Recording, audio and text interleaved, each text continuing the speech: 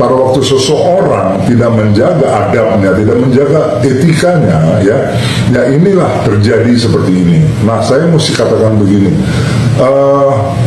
bahwa Gibran tidak dididik dengan baik. Oleh siapa? Oleh bapaknya, kalau menurut saya. Karena gini, gak mungkin orang punya karakter yang buruk, saya katakan yang buruk, kalau memang itu tidak dimulai dari hal-hal yang pada waktu dia besar gitu kan. Sehingga kalau kita mau urut ke belakang, Gibran ini dulu katanya SMP-nya udah di Singapura atau di mana gitu ya. Kemudian SMA-nya udah di mana. Pokoknya artinya buat saya kelihatan di sana bahwa anak ini pada waktu masa remaja pertumbuhannya dia nggak di lingkungan keluarga gitu, sehingga mungkin agak bebas, agak jauh dari pengawasan, sehingga dia tumbuh kembang dengan segala macam pemikiran-pemikiran di luar sana yang mungkin di sana itu kan semuanya serba bebas dan lain hal sebagainya, sehingga pada waktu terjadi debat kemarin kan dia lupa gitu. Dia adalah seorang anak yang masih umur 36 tahun. Pada waktu debat calon presiden, Pak Prabowo mengatakan saya diserang, dan kemudian Anies tidak hormat kepada dia karena pada waktu kembali atau pulang tidak mendatangi dia untuk memberikan salam, sudah selesai. Nah, di situ saya masih melihat bahwa itu adalah hubungan antara senior dan junior. Pak Prabowo mengatakan Anies yang lebih muda harus mendatangi saya, itu masih hubungan antara junior dan senior, oke. Tetapi pada waktu kemarin yang ditunjukkan oleh Gibran adalah ketidaksopanan antara seorang anak berusia 36 tahun kepada seorang tua dan seorang profesor yang punya pengalaman segudang umur 66 tahun lebih. Nah, yang saya lihat hubungannya itu adalah hubungan antara bapak dan anak, dan antara anak dan bapak. Oke, kembali lagi di channel MD 2045. Salam inspirasi, salam NKRI harga mati. Teman-teman mungkin sudah mendengarkan sedikit edukasi dari saudara kita atau statement mengenai Gibran. Hal-hal yang terjadi saat ini memang kerap sekali Gibran sombong dan arogan. Banyak berbagai politik atau tokoh-tokoh yang mengkritik tingkah laku Gibran ini yang sangat arogan dan tidak bisa sebagai contoh anak muda. Bahkan anak muda juga komplain melihat tingkah laku Gibran ini di saat debat pada tanggal 21 Januari 2024 kemarin. Memang kalau kita lihat Gibran ini seakan-akan lebih pintar, lebih jago dalam dunia politik terhadap Prof Mahfud dan Cak Imin. Inilah salah satu membuat elektabilitas Prabowo dan Gibran akan menurun karena masyarakat akan menilai bahwa mereka tidak layak menjadi pemimpin. Apalagi seperti Prabowo Subianto yang suka marah-marah juga, dan Gibran juga sebaliknya begitu, ya tidak jauh berbeda lah dengan sikap mereka. Tetapi saya mendengarkan perkataan dari saudara kita di awal tersebut mengatakan bahwa Gibran tidak diajari oleh orang tuanya. Menurut saya perkataan beliau tersebut sudah tidak bisa diedukasikan juga karena sudah berlebihan menurut saya. Padahal Pak Jokowi yang kita tahu bahwa orang yang leadershipnya bagus dan orang yang karakternya bisa sebagai contoh, kita bisa lihat bahwa dia juga dekat kepada masyarakat dan juga mementingkan negara. Kalau dikatakan tidak diajari orang tuanya, setiap orang tua pasti mengajari anaknya. Tetapi saya komplain mengenai perkataan saudara dari awal tersebut karena membawa nama Pak Jokowi yang tidak seharusnya dikatakan oleh beliau, karena karakter Gibran yang sombong dan arogan. Mungkin ya jauh berbeda dengan karakter Pak Jokowi yang kita tahu. Tak mungkin Pak Jokowi tidak mengajari Gibran. Mungkin Gibran aja yang ngeyel, yang arogan, yang tidak mau dikasih tahu, mungkin saja. Nah, kalau kita sebagai pemimpin harus kita mempunyai komunikasi yang baik dan karakter yang baik tentunya. Tetapi kalau kita tidak memiliki karakter yang baik, bagaimana kita memimpin? Apalagi sebagai wakil dari Prabowo Subianto ketika mereka terpilih. Kalau semisalnya mereka terpilih di kontestasi Pilpres di tahun 2024 ini. Semisalnya, apakah mereka sanggup Sedangkan menguasai dirinya sendiri saja tidak bisa, apalagi menguasai sebanyak jutaan Indonesia atau warga. Tentunya mereka tidak akan mampu. Apalagi kita lihat juga fisik Prabowo Subianto yang tidak mampu untuk belusukan berbagai daerah atau kota.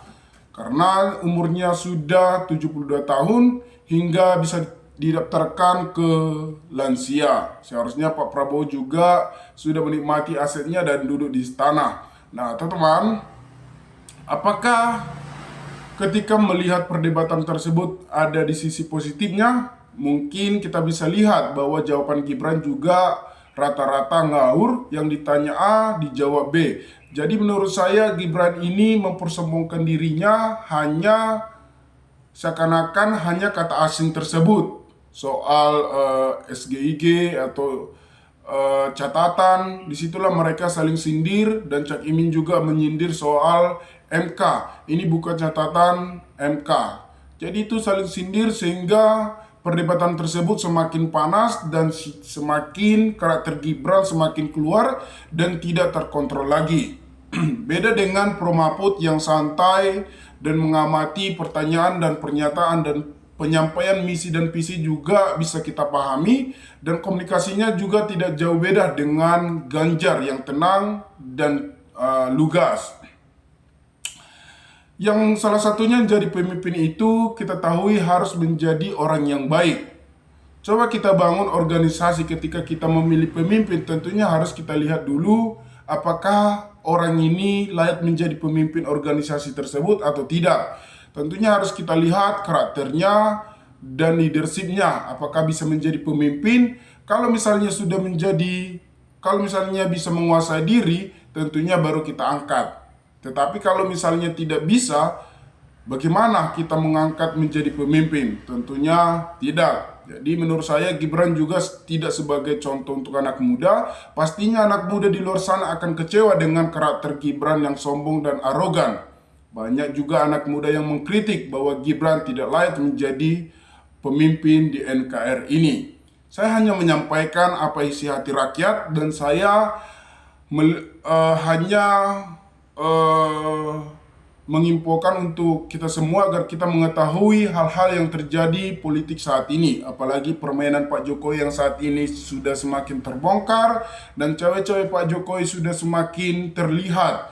Kita bisa lihat bahwa Pak Jokowi juga memberikan statement mengenai bahwa presiden bisa kampanye dan memihak. Tentunya di saat pernyataan tersebut Pak Prabowo bersampingan dengan Presiden Republik Indonesia, sehingga masyarakat akan berasumsi terhadap Pak Jokowi bahwasannya Pak Jokowi mengendorse Prabowo Subianto. Jadi inilah kesalahan fatal Pak Jokowi dari awal.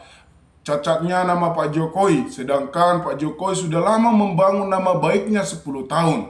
Memang kita ketahui bahwa masyarakat juga menyukailah leadership, kerendahan hati Pak Jokowi yang menjadi seorang pemimpin di NKRI ini. Banyak yang kecewa yang mendukung Pak Jokowi yang 10 tahun, 2 periode. Saya sendiri juga pernah mendukung menjadi tim dari Pak Jokowi yang mendukung Pak Jokowi menjadi presiden, yang dimana rivalnya yang dulu Pak Prabowo Subianto, yang dimana Pak Prabowo Subianto menjelek-jelekan Pak Jokowi, namun sekarang menjadi temanan baik. Ya wajar saja, tetapi dunia politik kita bisa lihat apakah layak menjadi temanan. Tentunya banyak yang kecewa, Bu Megawati juga kecewa dengan Pak Jokowi, dan banyak tokoh-tokoh yang kecewa terhadap Pak Jokowi karena mereka sudah berjuang dari awal untuk mendukung Pak Jokowi menjadi presiden.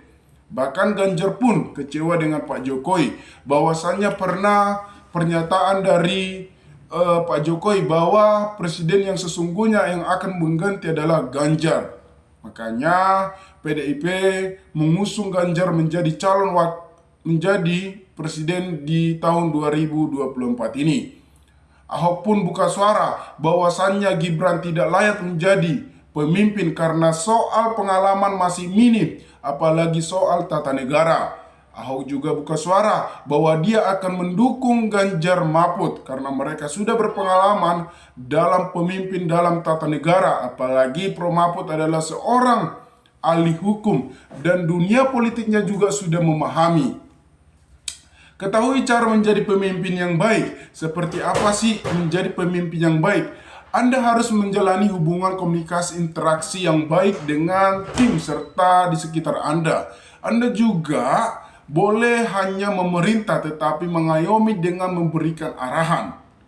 Tidak sengaja untuk memberikan support kepada tim, dan Anda harus memberikan feedback atas yang tim Anda kerjakan. Itu menjadi seorang pemimpin, siap mengambil keputusan. Manfaat berikut adalah mampu mengambil keputusan atau solusi atas permasalahan yang dialami, karena sejatinya Anda sebagai pemimpin merupakan nakoda yang harus menjadi menentu strategi, juga siap menghadapi perubahan plus mengambil keputusan yang cermat serta tepat. Yang ketiga, berani membangun hubungan. Ini adalah seorang pemimpin yang harus menjalani hubungan yang dengan baik dan mampu untuk membangun hubungan kepada masyarakat.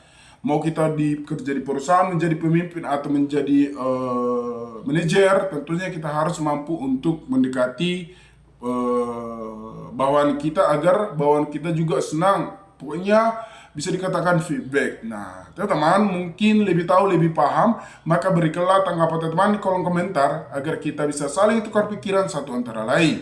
Salam inspirasi, salam NKRI MD 2045 melaporkan.